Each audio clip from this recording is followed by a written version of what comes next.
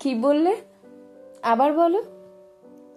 তোমার জন্যই টিকে আছে আমাদের সম্পর্ক? বাহ, বেশ বললে। যা হোক, সত্যি তো, তোমার জন্যই টিকে আছে। এই বিশ্বাস আর গর্বে আজ তুমি গর্বিত। তুমি মেনে আর মানিয়ে টিকিয়ে রেখেছো, তাই তো? না হলে আমার মতো মানুষের কোনো গতিই ছিল না। এবার আমি একটু বলি, তোমায় কিন্তু একটু ধৈর্য ধরে শুনতে হবে। পারবে তো? আগে বলো পারবে, তাহলেই বলবো। না হলে এ জীবনে আর কোনোদিন বলবো না। যে বিশ্বাস আর অহংকার তোমার মনে রয়েছে সেটাই থাক। আচ্ছা আচ্ছা, বলছি। তুমি যখন বলতে বলছো তখন আমি বলি। আচ্ছা, অনেকদিন এইভাবে পাশাপাশি আমাদের বসা হয় না, বলো?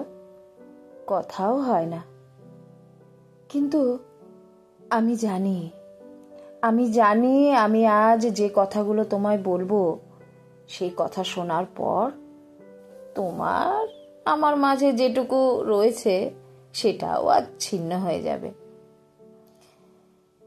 তবু বলি, কি বলো? তুমি যখন বলতে বলছো, আসলে কি জানো, আমি কোনোদিন তোমায় আমার ইচ্ছে অনিচ্ছে, চাওয়া পাওয়ার কথা জানাইনি, কারণ সেই সুযোগ আমি কোনোদিন পাইনি। তোমার মুখের একটু হাসি দেখব বলে নিজেকে হারিয়ে ফেলেছিলাম তোমার মাঝে। তোমার ইচ্ছেতে ইচ্ছে মিলিয়েছি, তোমার হ্যাঁতে হ্যাঁ মিলিয়েছি, তোমার নাতে না। তোমার চাওয়াকে নিজের চাওয়া মনে করেছি। তোমার স্বপ্নের আধারে আমার স্বপ্নের জাল বুনেছি। তুমি যেদিকে যেতে চেয়েছো, আমি সেই দিকেই আমার মুখ ঘুরিয়ে পথ চলেছি। আমি যদি কোনোদিন আমার ইচ্ছে, আমার চাওয়া পাওয়া, স্বপ্নের কথা জাহির করতাম, তাহলে হয়তো এই সম্পর্ক দীর্ঘ হতো না। আসলে আসলে আমি তোমাকে কোনোদিন এক মুহূর্তের জন্য হারাতে চাইনি। আজ আমি বড় শ্রান্ত হয়েছি। আমার মুখে বলি রেখা, বুঝতেই পারিনি আমি কখন যেন এই একতরফা দায়িত্বের ভারে নুপচ হয়ে গেছি।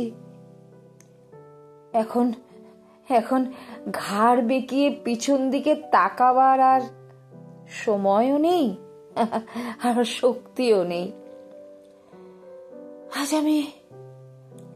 আজ আমি বুঝি,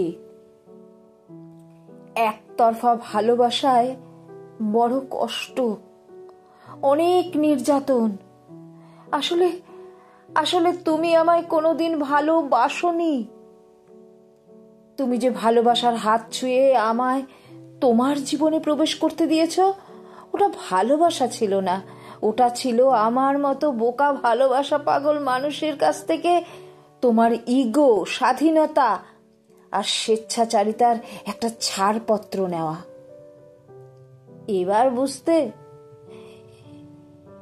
এবার বুঝতে পেরেছ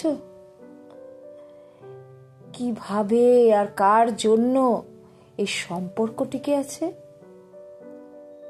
তবে একটা কথা আমি খুব ভাবি, জানো, প্রত্যেকটা মানুষের উচিত একবার নিজের জন্য বাঁচা।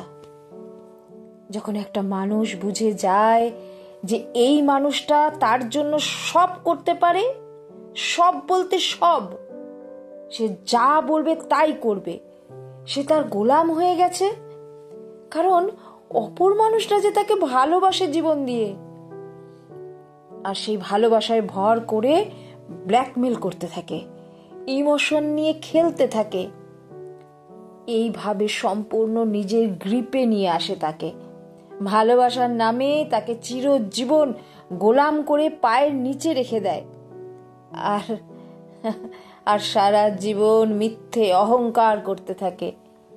সেই নাকি সম্পর্ককে টিকিয়ে রেখেছে, অথবা বাঁচিয়ে রেখেছে। হায় রে পাগল, যেই মানুষটাকে একটু একটু করে শেষ করে দিচ্ছে, সে যেদিন এই ভালোবাসার আচ্ছাদন কেটে বেরিয়ে যাবে, সেদিন তার সব অহংকার জেদ ধুলোয় মিশে যাবে। সে সারা জীবনের জন্য একা নিঃসঙ্গ হয়ে যাবে। অতএব এই ভুল ধারণা নিয়ে বাঁচাটা একদম বোকামি। তাহলে পার্টনার, না না না না না, সরি, তোমার জন্য আমি তোমার লাইফ পার্টনার, এই কথাটা মনে হয় ঠিক বললাম না কি? তাই তো? তুমি তো আবার আমার মালিক, আমি তোমার গোলাম, তাই না? এতক্ষণ ধরে বলে যাওয়া আমার কথার আসল অর্থটা এবার নিশ্চয়ই বুঝেছ, নাকি বুঝেও নিজের ইগোটাকে কিভাবে প্রতিষ্ঠা করবে তার হাজার রকমের মন গড়া বাহানা খুঁজে বেড়াচ্ছ? খুঁজে যাও, আমি জানি এরপর কি কি হতে পারে আমার সঙ্গে। সেটা না হয় আজ আর বললাম না, থাক। আসলে সংসারের কিছু মানুষ জন্ম নেয় শোষিত হওয়ার জন্য, আর কিছু মানুষের জন্ম হয় শোষণ করার জন্য। সেটা মানসিক বা শারীরিক দুই রকমই হতে পারে। মিডল ক্লাসের লোকেরা চিৎকার করে মারধর করে সমস্ত পাড়াকে জানিয়ে করে, আর হাই প্রোফাইলের উচ্চশিক্ষিত পরিবারের শোষণ ক্রিয়া আবার অন্য রকম ভাবে হয়। সেটা খুব উচ্চ মার্গের ভাষায় পরিবেষ্টিত হয়ে, অবশ্যই চাপা স্বরে, মানসিক রূপে কখনো স্বামী স্ত্রীকে শোষণ করে, আবার কখনো স্ত্রী স্বামীকে শোষণ করে যাচ্ছে। আমরা অতি আধুনিক সভ্যতার চরম শিখরে হয়তো পৌঁছে গেছি, কিন্তু এখনো সংসারের বেড়াজালে দাস প্রথা আর শোষণ ক্রিয়া চলেই আসছে যুগ থেকে যুগে। আসলে এই জগৎ সংসারে নিয়ম বড় জটিল। ছাড়ো এসব কথা, জানি আজ থেকে তোমার পৃথিবীর রংটাই অন্যরকম হবে, কিন্তু যাই হয়ে যাক, আমার পৃথিবী যে তোমাকে ঘিরে। এক নেশা, জানো, ভালোবাসার নেশা, ভালোবাসায় পাগল হয়ে যাওয়ার নেশা। এই নেশা থেকে এই জীবনে আমায় কেউ বের করতে পারবে না, কারণ আমি যে তোমায় বড় ভালোবাসি, ভীষণ ভালোবাসি, আর শেষ দিন পর্যন্ত ভালোবেসে যাব।